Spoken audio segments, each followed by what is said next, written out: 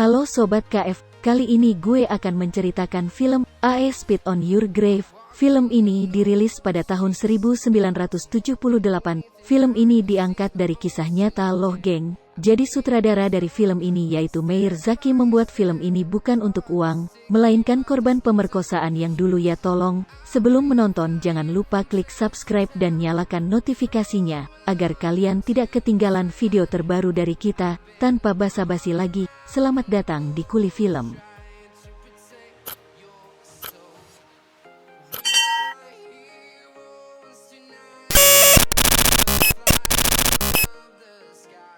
Di awal film, kita diperlihatkan seorang wanita yang baru aja check out dari hotel. Setelah dia check out, dia melanjutkan perjalanannya menuju Park Hill Lane. Di tengah-tengah perjalanan, dia berhenti sesaat untuk mengisi bensin. Wanita ini bernama Jennifer. Jennifer ini adalah seorang penulis yang berasal dari New York. Sambil mengisi bensinnya, Jennifer menanyakan seberapa jauh lagi untuk menuju Park Hill Lane, dan petugas bensin itu menjawab, 1/2 mil dari sini. Petugas bensin ini bernama Johnny, dan dua orang yang sedang bermain itu bernama Andy, yang baju merah, dan Stanley yang baju biru dongker. Sambil menunggu mengisi bensin, Jenny dan John mengobrol banyak tentang tempat tujuan Jenny ini. Singkat cerita, Jenny sudah sampai ke penginapan sewaannya. Setelah turun dari mobil, Jenny langsung berkeliling sekitar penginapan itu. Dia lalu menemukan ada sungai di sana. Jenny pun langsung membuka bajunya, dan ia kemudian berenang. Scene pun berpindah saat Jenny sedang memasukkan bajunya. Saat memasukkan bajunya ke dalam laci, Jenny menemukan sebuah pistol. Tak lama kemudian terdengar suara ketukan dari pintu. Karena mendengar suara itu, Jenny menaruh pistol itu, dan pergi membuka pintu. Ternyata yang mengetuk pintu adalah tukang antar barang. Tukang antar barang ini bernama Matthew. Matthew ini adalah seorang pengantar barang dari minimarket yang siap mengantarkan barang kemana saja. Setelah mengantarkan pesanan Jennifer, Matthew langsung pergi ke tempat temannya dan bercerita bahwa dia tadi melihat gadis cantik di sana, dan juga melihat gunung kembar dengan jelas. Malam hari pun tiba. Johnny, Andy, Stanley dan Matthew yang sedang terlihat mereka sedang memancing dan membicarakan tentang wanita itu. Tahulah topik cowok kalau dah ngumpul, biasa. Bagaimana cara makan untuk besok? Lanjut, keesokan paginya, si Jenny yang sedang bersantai menggunakan bikini, didatangi Eddie dan Stanley dengan bot mereka. Mereka berdua berusaha menggoda Jenny, tapi Jenny malah masuk ke dalam penginapannya. Saat malam hari, saat Jenny sedang membaca buku, Jenny mendengar suara-suara seperti memanggil Jenny. Jenny yang penasaran pergi keluar untuk memastikan suara itu. Karena tak ada apa-apa, Jenny pun kembali masuk.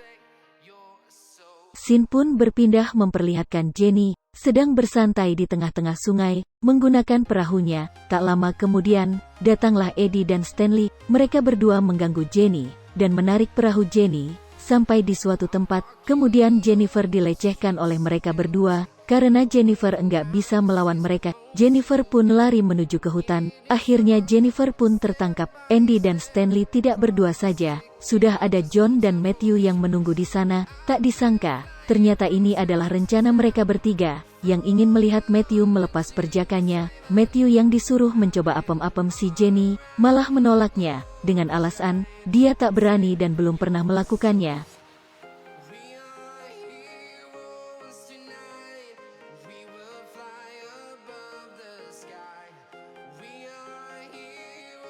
Karena Matthew menolak, akhirnya malah si John yang bercocok tanam. Setelah bercocok tanam, Jennifer berjalan dengan lemas sambil menangis. Di perjalanan menuju penginapannya, Jennifer bertemu lagi dengan mereka. Sekarang giliran Andy, yang mendapat giliran memperkaos Jennifer. Setelah aksi bejatnya, mereka lalu pergi begitu saja, dan membiarkan Jennifer terbaring lemas di atas batu itu. Dengan tenaga yang tersisa, Jennifer berusaha untuk pulang ke penginapannya. Ketika ingin menelpon untuk meminta bantuan, tangan Jennifer diinjak oleh Stanley. Jenny pun melawan dengan menggigit kaki Stanley. karena ia berani melawan. Si Jenny ini disiksa oleh Stanley sampai lemas tak berdaya. Jenny yang tak berdaya, akhirnya digenjot lagi. Sekarang giliran si Matthew, tapi burung si Matthew nggak bisa berdiri di situ.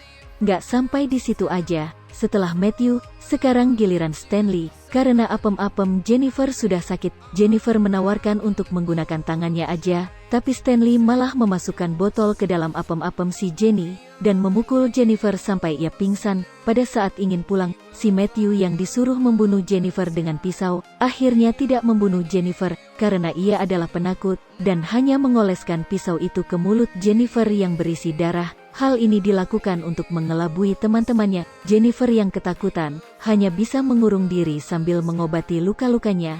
Hari pun berlalu, Jennifer yang duduk sambil sebat, memikirkan cara untuk balas dendam kepada mereka. Scene pun berpindah ke restoran, di mana para berandalan ini sedang membicarakan Jennifer, yang sudah terbunuh selama 2 minggu, namun tak ada berita apapun. Karena curiga, Johnny menanyakan kepada Matthew, di bagian mana ia menusuk si Jennifer. Johnny yang kurang puas dengan jawaban Matthew, akhirnya menyuruh Andy dan Stanley untuk mengecek Jennifer melalui sungai, dan ternyata Jennifer masih hidup. Mengetahui hal itu, Matthew dihajar habis-habisan oleh teman-temannya, dan tidak dianggap teman lagi oleh mereka.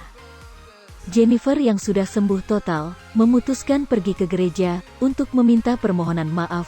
Setelah dari gereja, Jennifer langsung melakukan pengintaian kepada para berandalan itu. Yang pertama adalah si Johnny, dan yang kedua adalah si Matthew. Setelah melakukan pengintaian, Jennifer pulang dan menelpon minimarket untuk diantar pesanannya. Karena ketakutan, Matthew membawa pisau untuk berjaga-jaga. Lalu Matthew mengantarkan barang pesanan Jennifer. Sesampainya di sana, Matthew yang ketakutan pun menjadi terkejut, karena Jennifer tiba-tiba menyapanya. Matthew pun diajak ke semak-semak pinggir danau. Jennifer tahu kalau Matthew ini adalah orang yang haus akan pengetahuan budaya. Agar rencana Jennifer berhasil, Jennifer harus menggoda untuk melakukan mantap-mantap.